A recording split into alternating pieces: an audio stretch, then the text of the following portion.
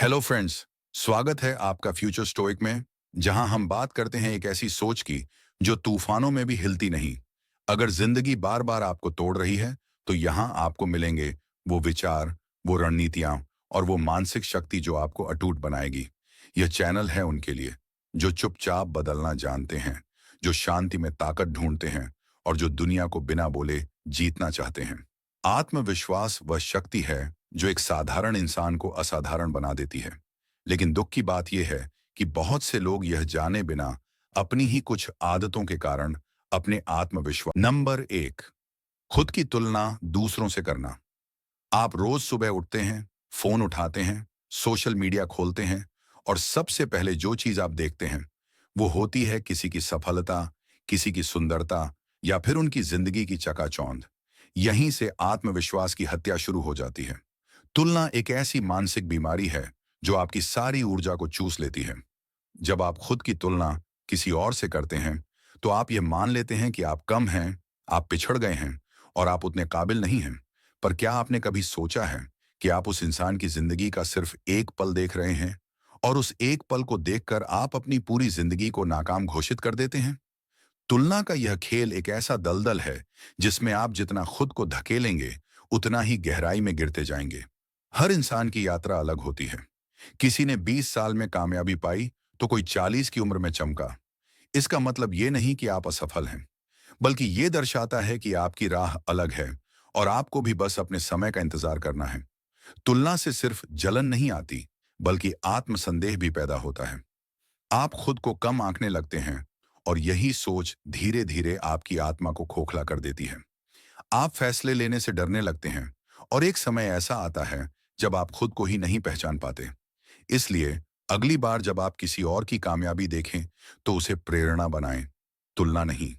खुद से कहें, मैं अपनी रफ्तार से चल रहा हूं और मैं अपने सफर का हीरो हूं।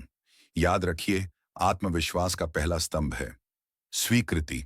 खुद को स्वीकार कीजिए और देखिए कैसे आत्मविश्वास अंदर से फूट पड़ता है।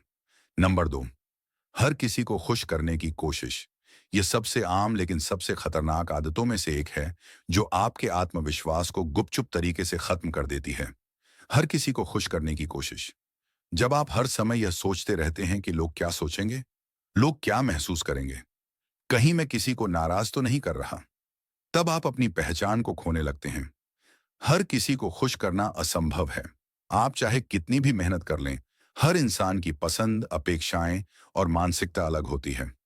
और जब आप बार बार लोगों की राय के हिसाब से खुद को ढालते हैं, तो आप अपनी असली सोच, अपनी आत्मा और अपने आत्मसम्मान को धीरे धीरे कुचलते जाते हैं।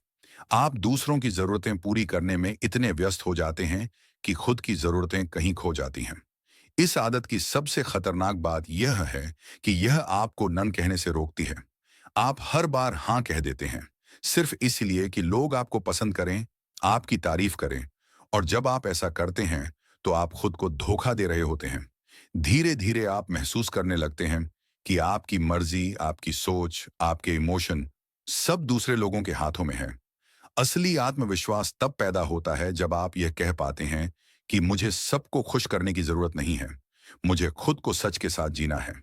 जब आप अपनी सीमाओं को पहचानते हैं, जब आप अपनी भावनाओं का सम्मान करते हैं, तब आप एक मजबूत और आत्मविश्वासी व्यक्ति बनते हैं।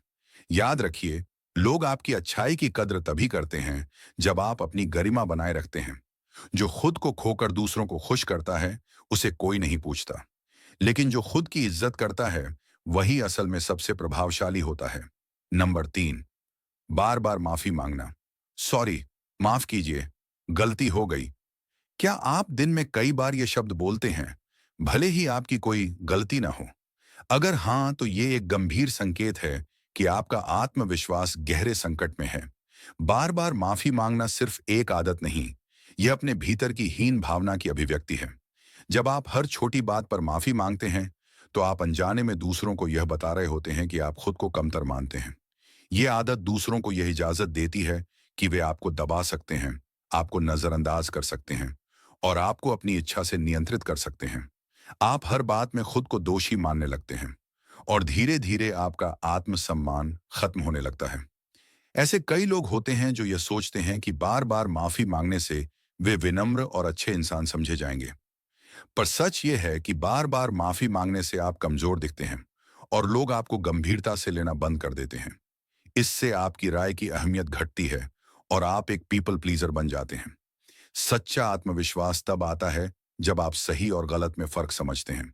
अगर आपने कोई गलती की है तो माफी मांगना एक साहस है, लेकिन अगर आप बिना वजह हर चीज के लिए झुक रहे हैं तो आप खुद को मिटा रहे हैं।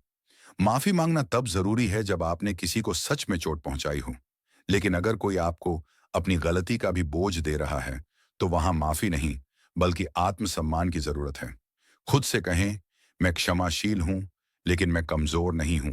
तो अगली बार जब आपकी जुबान पर सॉरी आए तो एक पल रुकिए, सोचिए, क्या इसकी वाकई जरूरत है? अगर नहीं तो सिर ऊंचा रखें, सीना चौड़ा करें और आत्मविश्वास से कहें, मैंने कुछ गलत नहीं किया। नंबर 4, गलतियों से डर का जुनून। गलती होना मानव स्वभाव का हिस्सा है, लेकिन अगर गलती करने का डर आपकी सोच, आपकी आवाज और आपके कदमों को रोक रहा है, तो ये डर अब सिर्फ एक भावना नहीं रहा, ये एक आत्मघाती जुनून बन चुका है। और यह जुनून आपके आत्मविश्वास को सबसे तेजी से खत्म करता है। हम में से कई लोग हैं जो किसी काम की शुरुआत ही नहीं करते, सिर्फ इसलिए कि अगर गलती हो गई तो क्या होगा, लोग क्या कहेंगे, लोग हंसेंगे, आलोचना करेंगे। यही सोचते सोचते हम खुद को रोक देते हैं। और यही वो पल होता है जब आत्मविश्वास हमारी आत्मा से चुपचाप खिसकने लगता है। गलती से डरने की आदत हमें परफेक्शन के जाल में फंसा देती है। हम सोचते हैं कि जब सब कुछ परफेक्ट होगा तभी कुछ करेंगे, लेकिन सच तो ये है कि परफेक्शन एक भ्रम है।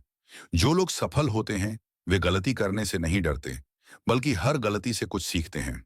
वे जानते हैं कि असफलता सफलता की पहली सीढ़ी है। जब आप गलती से भागते हैं तो आप जोखिम लेने से डरने लगते हैं, आप निर्णय लेने से हिचकिचाते हैं और धीरे धीरे आप एक ऐसे व्यक्ति बन जाते हैं जो बस दूसरों के निर्देशों पर चलता है, खुद के विचारों पर नहीं। आपका आत्मविश्वास इस डर के आगे घुटने टेक देता है। आपको समझना होगा कि गलती करना कोई शर्म की बात नहीं, बल्कि यह सीखने का एक सुंदर अवसर है। हर गलती आपको यह सिखाती है कि अगली बार क्या बेहतर किया जा सकता है। और जो इंसान इस सीख को अपनाता है वही अंदर से निडर और आत्मविश्वासी बनता है। इसलिए अगली बार जब गलती का डर आपको रोकने लगे तो खुद से कहिए, मुझे डर नहीं, अनुभव चाहिए। मुझे आलोचना नहीं, सुधार चाहिए। क्योंकि आत्मविश्वास तब नहीं आता जब आप सही होते हैं। आत्मविश्वास तब आता है जब आप गलतियों के बाद भी खड़े रहते हैं। नंबर 5, नकारात्मक आत्मचर्चा। मैं ये नहीं कर सकता, मैं कभी भी कुछ नहीं बन पाऊंगा, मुझसे हमेशा गलती हो जाती है। अगर आपके मन में रोज ऐसी बातें चलती हैं तो ये केवल सोच नहीं, आत्मविश्वास का जहर है। और ये जहर बाहर से नहीं आता, ये भीतर से उठता है, आपकी अपनी आवाज से। नकारात्मक आत्मचर्चा यानी अपने ही दिमाग में अपने खिलाफ बोलना एक ऐसी आदत है जो आत्मा की गहराई से आत्मविश्वास को खोखला कर देती है। ये ऐसी प्रक्रिया है जो धीरे धीरे आपकी खुद की छवि को तोड़ देती है। आप खुद को इतना कमजोर मानने लगते हैं कि किसी नए अवसर के सामने खड़े होने से पहले ही हार मान लेते हैं। ये आदत अक्सर बचपन के अनुभवों, असफलताओं या सामाजिक तुलना से जन्म लेती है। लेकिन जब ये सोच अंदर जम जाती है तो यह आपके सोचने, निर्णय लेने और आगे बढ़ने की क्षमता को बुरी तरह प्रभावित करती है। आप खुद से ही लड़ने लगते हैं और यह सबसे खतरनाक लड़ाई होती है, क्योंकि इसमें हारने वाला और मारने वाला दोनों आप ही होते हैं। नकारात्मक आत्मचर्चा का सबसे बुरा असर यह होता है कि यह आपके अंदर के योद्धा को बंद कर देता है। आप किसी चुनौती को स्वीकार नहीं करते, किसी अवसर को पकड़ नहीं पाते और धीरे धीरे आपके अंदर मैं कुछ नहीं हूं की भावना गहरी बैठ जाती है। लेकिन अच्छी खबर यह है, ये आदत बदली जा सकती है। हर बार जब मन में नकारात्मक बात आए, उसे पहचानिए और उसे चुनौती दीजिए। जब मन कहे मैं नहीं कर सकता, तो जवाब दीजिए क्यों नहीं, मैंने पहले भी किया है, फिर से करूंगा। जब आप अपनी सोच बदलना शुरू करते हैं तो आपकी आत्म छवि भी बदलने लगती है और वहीं से आत्मविश्वास फिर से लौटना शुरू करता है। याद रखिए, आपकी सबसे ताकतवर आवाज वो है जो आपके अंदर बोलती है। उसे दुश्मन मत बनाइए, उसे अपना सबसे अच्छा दोस्त बनाइए। नंबर 6, आलोचना से भागना।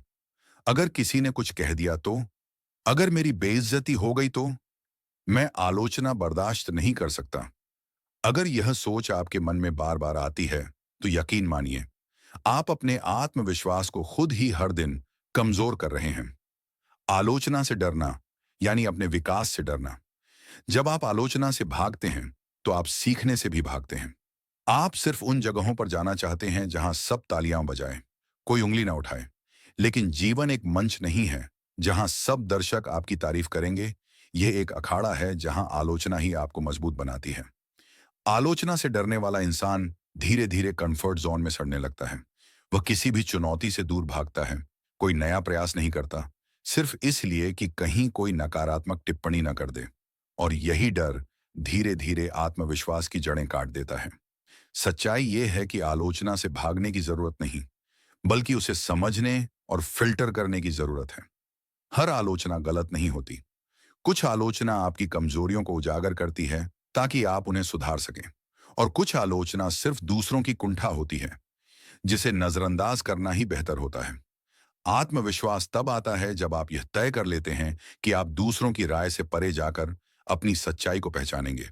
जब आप आलोचना को भी अपनी तरक्की का हिस्सा बना लेते हैं, तभी आप वाकई में निडर बनते हैं। आलोचना से मत भागिए, उसे सुनिए, सोचिए और अगर जरूरी लगे तो सुधारिए। लेकिन कभी अपने आत्मसम्मान को मत कुर्बान कीजिए।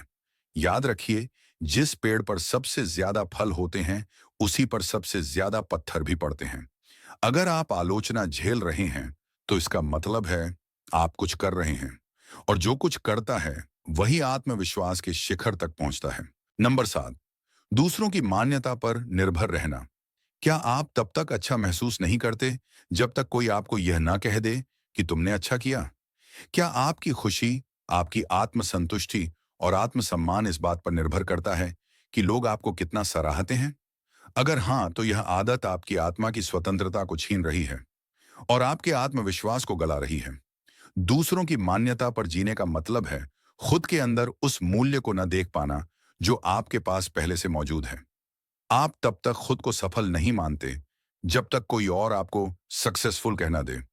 ये एक भावनात्मक गुलामी है और यह गुलामी आत्मविश्वास के सबसे बड़े दुश्मनों में से एक है। समस्या यह नहीं कि हमें सराहना पसंद है। समस्या तब है जब हम उसी पर निर्भर हो जाते हैं। आप जैसे ही किसी तारीफ या प्रशंसा से वंचित रह जाते हैं, आपको ऐसा लगने लगता है कि आपने कुछ गलत कर दिया, आप काफी नहीं हैं, आप असफल हैं। यह आदत आपको दूसरों की आंखों में अच्छा दिखने के चक्कर में अपनी असली सोच, असली स्टाइल और असली शक्ति को दबाने पर मजबूर कर देती है। और जब आप खुद को बदलते रहते हैं सिर्फ किसी की हाँ पाने के लिए, तब आप अंदर से खोखले होते जाते हैं। एक सच्चा आत्मविश्वासी इंसान वही होता है जो खुद की सच्चाई को जानता है, जो खुद से कह सकता है, मैं जानता हूं मैंने क्या किया और मुझे किसी की मुहर की जरूरत नहीं। आपको अपनी ऊर्जा, अपनी सफलता और अपनी उपलब्धियों की मान्यता खुद देनी होगी। जब आप खुद को अपनाना सीखते हैं, खुद को सराहते हैं, तभी लोग भी आपको उसी नजर से देखना शुरू करते हैं। दुनिया का नजरिया आपके आत्म दृष्टिकोण से बनता है। याद रखिए, असली शक्ति बाहर नहीं, भीतर से आती है। दूसरों की मान्यता सुखद हो सकती है, लेकिन आत्म स्वीकृति आपको अपराजेय बनाती है। नंबर 8, काम को टालना। कल कर लूंगा, थोड़ा बाद में देखता हूं, अभी मूड नहीं है। अगर ये शब्द आपके रोजमर्रा के हिस्से बन चुके हैं, तो समझ लीजिए, आप सिर्फ समय नहीं टाल रहे, आप अपने आत्मविश्वास को भी हर दिन कमजोर कर रहे हैं। काम को बार बार टालना यानी खुद से किया गया वादा बार बार तोड़ना। और जब आप बार बार खुद से किया गया वादा निभाने में असफल होते हैं, तो आपका मन धीरे धीरे आपकी क्षमता पर शक करने लगता है। यही संदेह आत्मविश्वास को खत्म कर देता है। प्रोक्रेस्टिनेशन का सीधा असर आपके मनोबल पर पड़ता है। जब आप जानते हैं कि कोई जरूरी काम पड़ा हुआ है, लेकिन आप उसे टालते जा रहे हैं, तो आपके अंदर एक असंतोष, एक अपराध बोध जन्म लेता है। आप खुद को आलसी, असक्षम और अव्यवस्थित महसूस करने लगते हैं। यह खुद के प्रति आपकी इज्जत को कम करता है। इस आदत की जड़ में अक्सर परफेक्शन का डर, असफलता का डर या निर्णय लेने की असमर्थता छिपी होती है। आप सोचते हैं, अगर शुरू किया और फेल हो गया तो, या क्या मैं इसे सही से कर पाऊंगा? और इसी सोच में आप शुरुआत ही नहीं करते। लेकिन सच्चाई यह है कि कोई भी कार्य एक झटके में नहीं होता। आत्मविश्वास तभी बढ़ता है जब आप छोटे छोटे कार्यों को लगातार पूरा करते हैं। हर बार जब आप कोई कार्य समय पर पूरा करते हैं, तो आपका मन खुद से कहता है, मैं सक्षम हूं, और यहीं से आत्मविश्वास जन्म लेता है। प्रोक्रास्टिनेशन को हराने का सबसे आसान तरीका है एक्शन। काम छोटा हो या बड़ा, उसे तुरंत शुरू करना। चाहे 5 मिनट ही क्यों ना दें, शुरुआत करिए। जैसे जैसे आप कार्यों को समय पर पूरा करना शुरू करेंगे, आपका आत्मविश्वास अपने आप बढ़ता चला जाएगा। याद रखिए, टालना आसान है, लेकिन इसके परिणाम बहुत भारी होते हैं। जो काम आप आज करेंगे, वही आपको कल एक मजबूत, आत्मविश्वासी और जिम्मेदार इंसान बनाएगा। नंबर 9, अपनी तुलना दूसरों से करना। वो मुझसे बेहतर दिखता है, उसकी जिंदगी कितनी परफेक्ट है और मेरी इतनी बर्बाद, कब मैं उसके जैसा बन पाऊंगा? अगर ये विचार आपके मन में बार बार आते हैं, तो जान लीजिए, आप अपनी आत्मा को धीरे धीरे तोड़ रहे हैं। क्योंकि खुद की तुलना दूसरों से करना आत्मविश्वास के लिए जड़ है। तुलना तब खतरनाक बन जाती है जब आप अपनी असलियत को किसी और की झलकियों से मापते हैं। सोशल मीडिया, दोस्त, रिश्तेदार, सबकी जिंदगी बाहर से परफेक्ट लगती है, लेकिन उनके संघर्ष, असफलताएं और दर्द आपको दिखाई नहीं देते, और आप वही देख सुनकर अपने अंदर हीनता पालने लगते हैं। यह तुलना आपकी उपलब्धियों को छोटा बना देती है। आप जो कुछ भी कर रहे होते हैं, उसकी अहमियत खोने लगती है, क्योंकि आप किसी और के मापदंड से खुद को तौलते हैं। यह प्रक्रिया न केवल आत्मसंतुष्टि छीन लेती है, बल्कि आपकी सोच को भी कुंठित कर देती है। सच्चाई यह है कि हर किसी की यात्रा अलग होती है। हर किसी की शुरुआत, परिस्थितियां, संसाधन और संघर्ष अलग होते हैं। फिर भी जब आप किसी और की रफ्तार या ऊंचाई से खुद को मापते हैं, तो आप खुद के साथ अन्याय करते हैं। आपका असली मुकाबला सिर्फ एक इंसान से है, कल के अपने आप से। अगर आप रोज 1% भी बेहतर हो रहे हैं, तो आप जीत रहे हैं। आत्मविश्वास वहीं से आता है जब आप खुद को स्वीकार करते हैं, अपनी यात्रा की कद्र करते हैं और हर दिन खुद में सुधार करते हैं। तुलना का इलाज है कृतज्ञता और जागरूकता। अपने जीवन की उन चीजों को पहचानिए जिनके लिए आप शुक्रगुजार हैं। अपने छोटे छोटे प्रयासों को स्वीकार कीजिए। जब आप खुद को सराहना सीख जाते हैं, तो आपको दूसरों की ऊंचाई देख जलन नहीं, प्रेरणा महसूस होती है। याद रखिए, सूरज और चांद कभी एक दूसरे से नहीं जलते, दोनों अपने समय पर चमकते हैं।